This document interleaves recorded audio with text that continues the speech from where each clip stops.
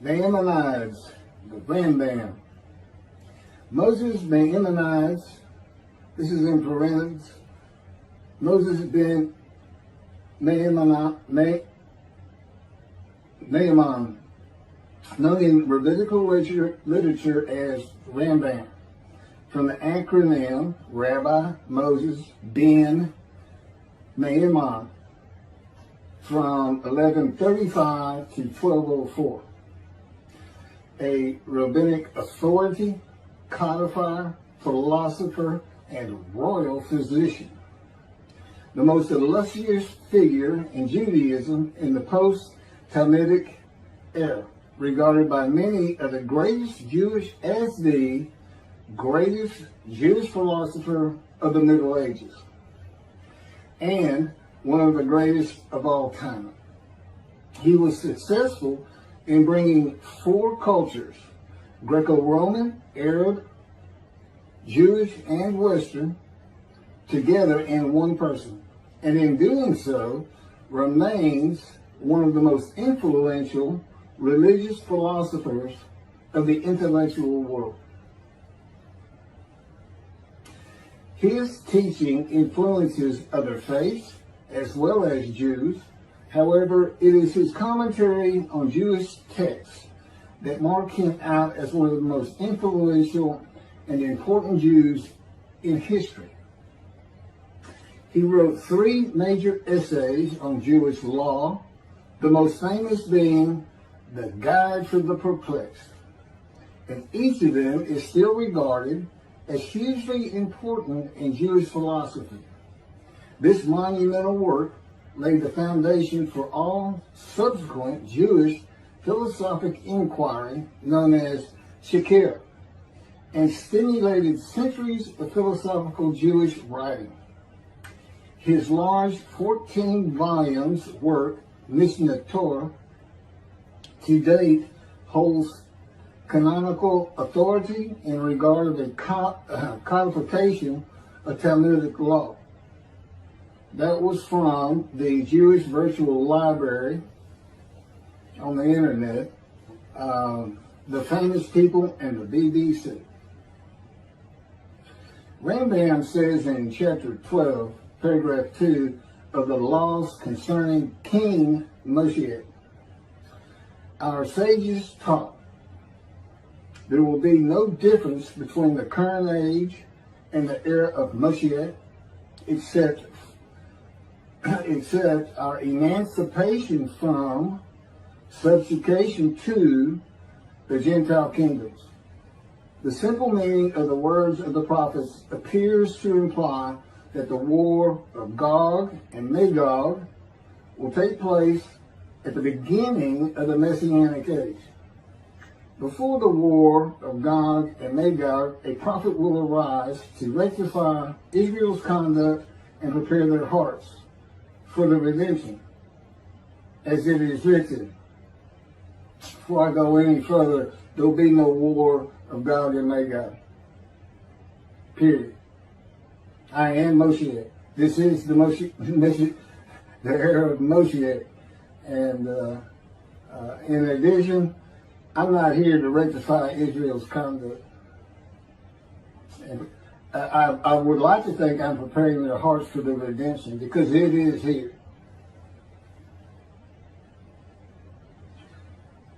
This is from Malachi chapter 3, verse 23.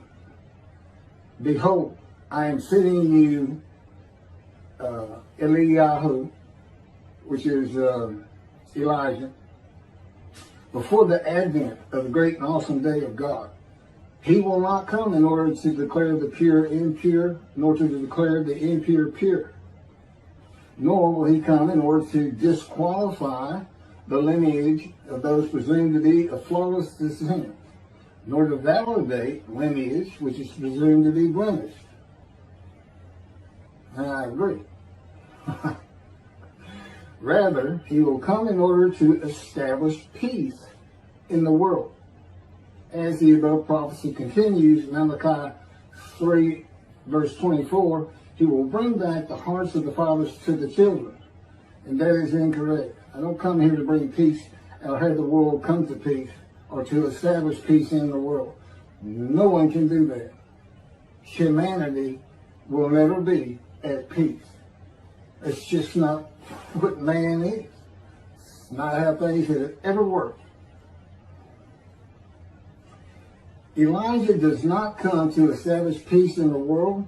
And again, God dictated this to me. I didn't come up with all this on my own.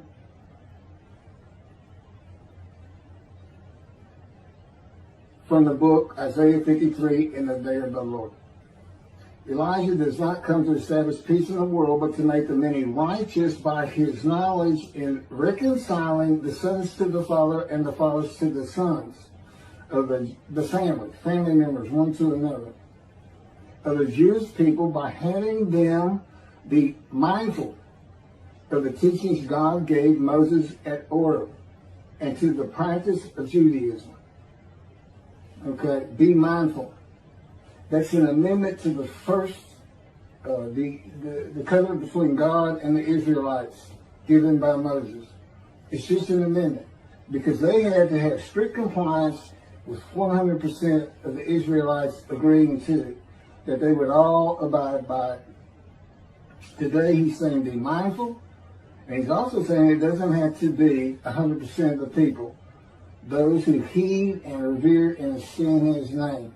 And he knows it's not going to be all of the Jews, notwithstanding the fact he has forgiven their sins and remembers their iniquities no more. And to be a messenger of the new covenant with sin forgiveness. That's why it's new. There's an amendment to it, and in addition to it, is sin forgiveness. That's the only difference. I will be your God, and you will be my people. That's the covenant. And it's never changed. It's never gone away. It's new only in the sense that there's been an amendment to it,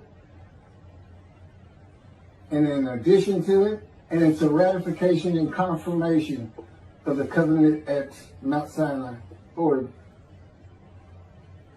Rambam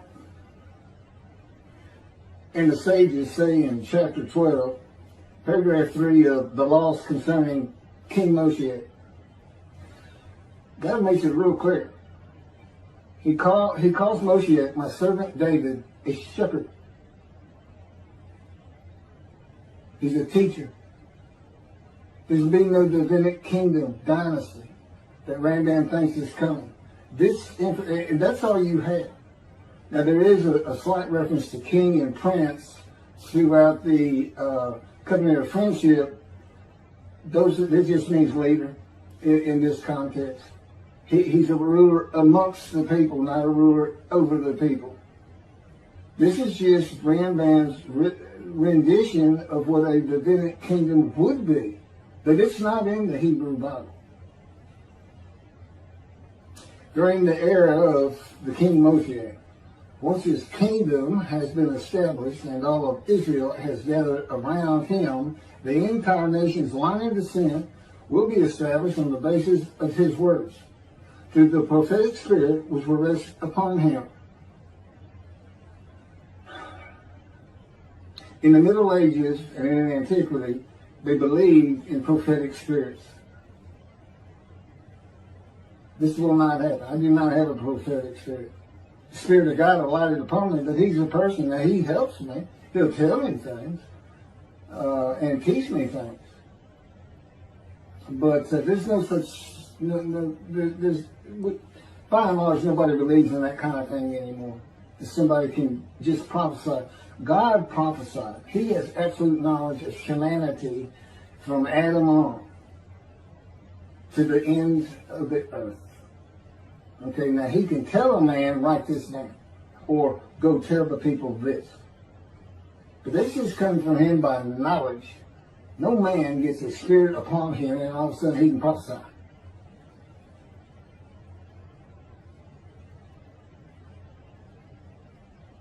So no, the incarnation's line of descent is not going to be established by anybody, including not myself, and I am Moshiach, or God himself. So that's just not going to happen.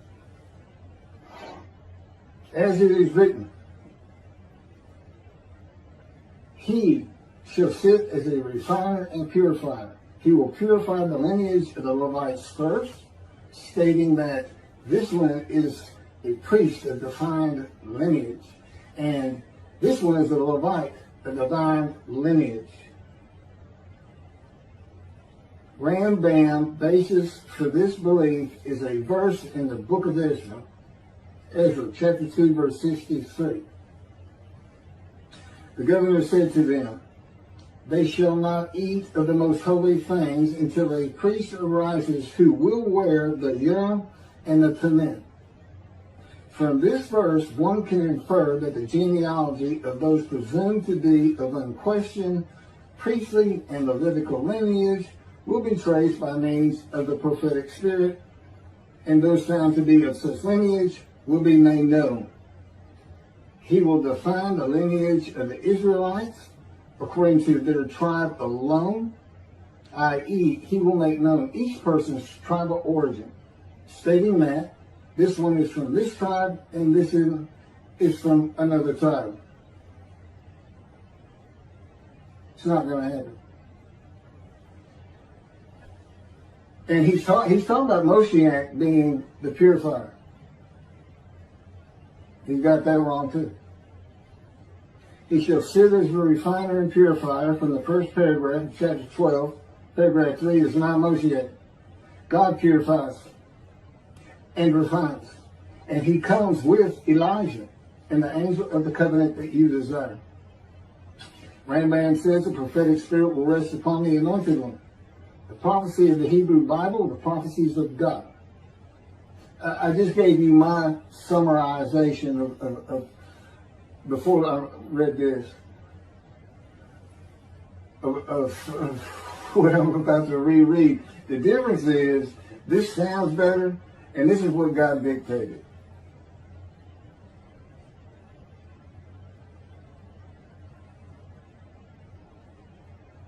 The prophecy of the Hebrew Bible, the prophecies of God.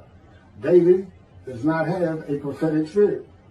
While prophetic spirits were a common belief in the ancient age and Middle Ages, that is not true for the age of reasoning and information. Isaiah chapter 11 verse 2 defines the attributes of the spirit that alights upon the anointed one as a spirit of wisdom and insight, a spirit of counsel and valor, a spirit of devotion and reverence for the Lord. There is nothing regarding a prophetic spirit, and even that it's just what the Spirit of God lit upon me, and He has all these attributes, and they teach me, and they tell me as I speak to people how to do and how to be. But a spirit didn't just alight upon me in and of itself, and within God's Spirit is God Himself, His very presence, His mind. You know, it's a hard concept because Judaism's never taught it, but it's in Ezekiel. I don't recall the chapter and verse, but God told Ezekiel, get up upon your feet. Ezekiel says, at that very moment, a spirit entered into me, and I could hear God's words. Couldn't hear God's words until the spirit entered into him. Why? They had to be inside you. They had to be inside you. It's speaking to your mind.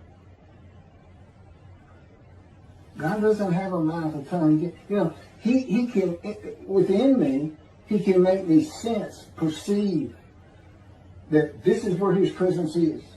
And that is where the words are coming from. As though to my ear, even though it doesn't really seem like my ear, but it does seem like it's coming from over here, or over here, wherever He wants to do it. Spirit enters into you, and God is in His Spirit. And this is Malachi chapter 3, verse 2 through 5. But who can endure the day of His coming? And who can hold out when He appears? For he is like a smelter's fire and like fuller's lye. He shall act like a smelter and purger of silver. And he shall purify the descendants of Levi and refine them like gold and silver. So they shall present offerings in righteousness. Then the offerings of Judah and Jerusalem shall be pleasing to the Lord, as in the days of yore, and in the years of old. But first I will step forward to contend against you, and I will act as a relentless accuser against those who have no fear of me. This is God, and not David or Elijah. It's God. And what does he say? I will act as a relentless accuser. He says when Moshiach is here, his servant David is here, he says, I'm going to have a reckoning and dismiss the shepherds of the flock, the rabbis. I'm going to have a reckoning and not dismiss them. Primarily for teaching this Messianic Era. Secondly, for ignoring his prophet. That would be me, shunned, despised, and held of no account. That's how they've been treating me for years now. God's been with me 13 years to prepare me for this, and that's how they treated me.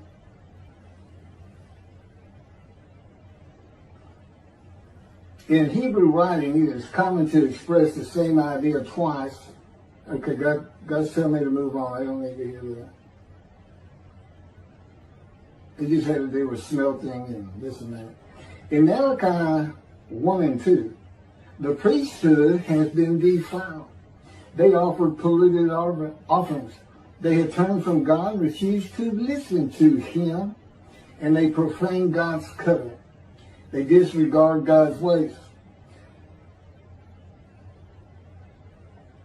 This is in quotes from Ezekiel. Well, it's in quotes anyway. Those who have no fear of me would be the priestly tribe of the Levites, and not pertaining to genealogy or tribal lineage, but to Ezekiel 34. Thus said the Lord God, I'm going to deal with the shepherds. I will demand a reckoning of them for my flock, and I will dismiss them from tending my flock. It's Ezekiel chapter 34, verse 10. Then I will appoint a single shepherd over them to tend them, my servant David. Again, that's Moshiach. He shall tend them. He shall be a shepherd to them. Not a king. I, the Lord, will be their God. My servant David shall be a ruler among them. I, the Lord, have spoken, and I will grant them a covenant of friendship. Malachi chapter 3, verse 3 says that he shall purify the descendants of Levi and refine them like gold or silver, so that they shall present offerings in righteousness. This would be those rabbis who accept the words of the prophets of God as interpreted in this day of reasoning and information, and not as interpreted in the ancient age and middle age.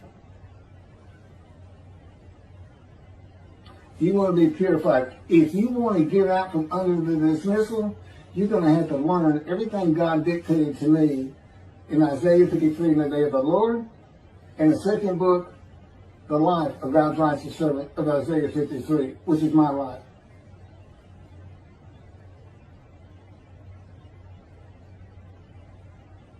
That'll purify you. That'll get you back on the scroll. Remember, so you can see the heaven God is creating. When in Israel, still ain't good.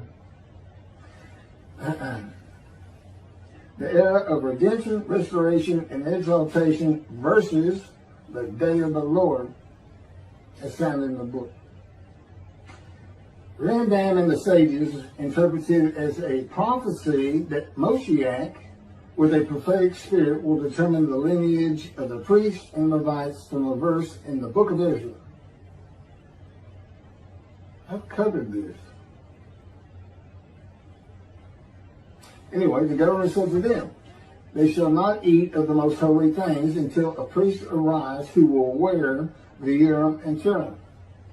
This has nothing to do with genealogy of the Levites today or purification and refining, or a prophetic spirit on Moshiach. This is not a prophecy of a high priest arising.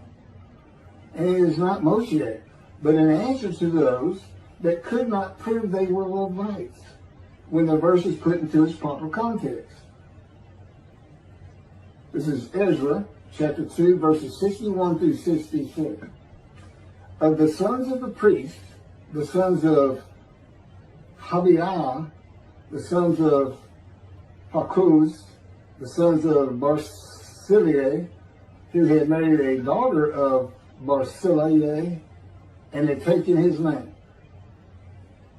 These searched for their genealogical records, but they could not be found. So they were disqualified for the priesthood.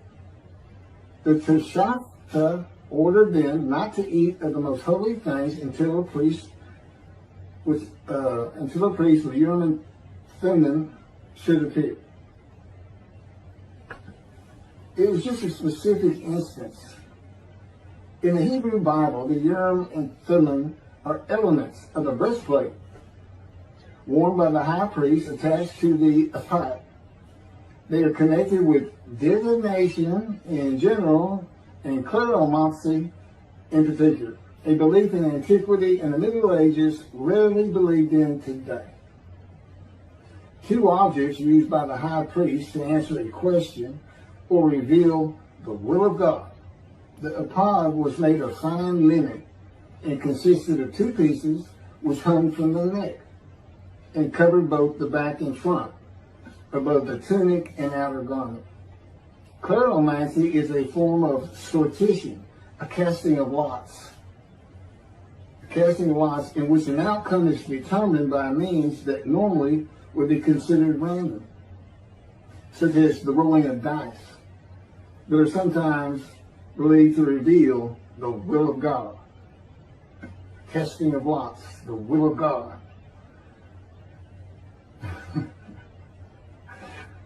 This is not believed in today. Ezra is not a book of the prophets. Toshata was not a prophet and did not speak the words of God. Few people believe in divination and cleromancy today, matters and things of the Hebrew Bible written for an era gone by.